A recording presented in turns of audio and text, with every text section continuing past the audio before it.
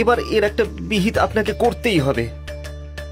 ছি ছি ছি ছি ছি, এ কি অন্যায় করেছি আমি! ওই শয়তান জমিদার আমাকে মিথ্যে বলেছিল। বেশ, তুই নিশ্চিন্ত থাক, এর সমাধান আমি করব।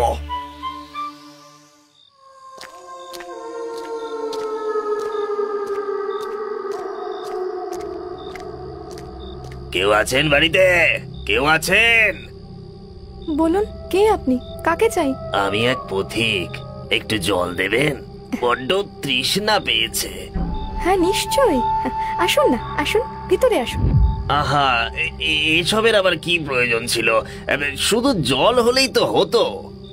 অতিথিকে একটু জল মিষ্টি না দিলে গৃহস্থের অকল্যাণ হয় যে। হ্যাঁ, তা বটে, তা বটে।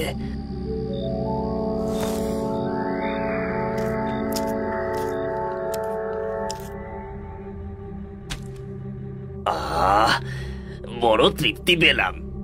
বলছি, এই বাড়িতে তুমি একাই থাকো বুঝি? হ্যাঁ, আমি একাই থাকি। এই অভাগীর জীবনে আর কেউ নেই। ওমা, এমন সুন্দরী তুমি, এমন রূপ, এমন মেঘবরণ কেশ, এমন যৌবন, তোমার আবার সঙ্গীর অভাব। কি আর বলবো দুঃখের কথা, এত রূপ, তবু এই রূপের কদর কেউ করে না। আমি কি? না না না, কিছু না। বলছিলাম, এবার তবে উঠি, অনেকটা পথ যেতে হবে তো। এত রাতে আবার পথে বেরোবেন?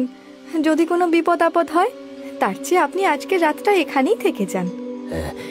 বলছো, তোমার কোনো অসুবিধা হবে না তো? না না, অসুবিধা কিসের, আমার বরং ভালোই লাগবে। চলুন, আপনার বিছানাটা করে দিই। আচ্ছা। আপনি তখন কিছু একটা বলতে গিয়েও বললেন না। বলুন না, কি বলছিলেন? তুমি রাগ করবে না তো? না না, রাগ করবো কেন, বলুন না। আমি তোমার রূপে মুগ্ধ হয়েছি, তোমাকে তোমাকে নিজের করে পেতে চাই। এটারই তো অপেক্ষা করছিলাম। সব পুরুষেরা এক, সব, তোদের শুধু নারীর শরীরটাই চাই। তোর মরণকে তুই পাবি এবার। মানে আমি তো কিছুই বুঝতে পারছি না।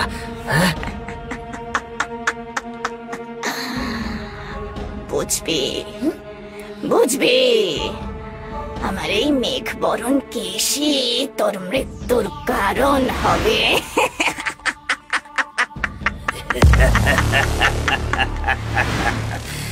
আমাকে মারবি তুই? এত শক্তি তোর? এই চুলেই তোর সমস্ত শক্তি রয়েছে, তাই না?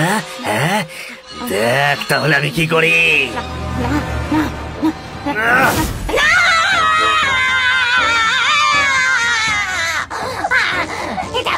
এটা তুই কি করলি? কি করলি তুই? শয়তান, শয়তান, আমি আর মুক্তি পাবো না।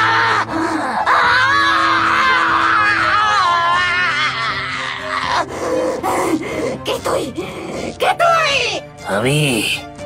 আমি এক পিশাচ সিদ্ধতান্ত্রিক। গত 20 বছর ধরে তুই নিরপরাধ মানুষগুলোকে তোর বলি করেছিস। এর একটা শেষ হওয়া প্রয়োজন ছিল। আর ওই জমিদার যে আমার সর্বনাশ করেছিল, আমাকে মরতে বাধ্য করেছিল, তার কিছু হবে না। ওকে না মারলে আমার মুক্তি নেই। অথচ ওই বাড়িতে আমি ঢুকতে পারি না। আজ তুই আমার শক্তিও কেড়ে নিলি।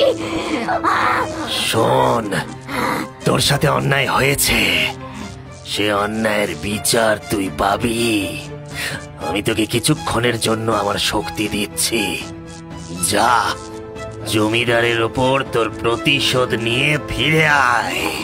ওই বাড়িতে যে আমি পারবি, ঢুকতে পারবি, কিন্তু মনে রাখিস, প্রতিশোধ নেওয়া হলেই ফেরত আসবি। সেই তান্ত্রিকের কথা শুনে রাতের অন্ধকারে রাধার আত্মা সকলের অলক্ষ্যে প্রবেশ করে জমিদারের ঘরে। জমিদার রুদ্রপ্রতাপ তখন ঘুমে মগ্ন। জমিদার মশাই, ও জমিদার মশাই, কে কে ওখানে? আমাকে চিনতে পারছেন না? আমি রাধা। রাধা? না না, আমি ভুল দেখছি। এটা হতে পারে না, এবারে বন্ধন করা আছে। রাধার আত্মা আসতেই পারবে না এখানে। কিন্তু আমি যে এসেছি শুধু আপনার জন্য, আপনার কাছে। না না না না না না না, চলে যা, চলে যা, তুই যা যা যা যা যা, চলে যা, চলে যা। চলে যা, তোকে মেরে তবেই যাব শয়তান। তোর বেঁচে থাকার কোনো অধিকার নেই। না না না না না, আমার ভুল হয়ে গেছে, আমার ভুল হয়ে গেছে। আমাকে মারিস না, মারিস না আমাকে।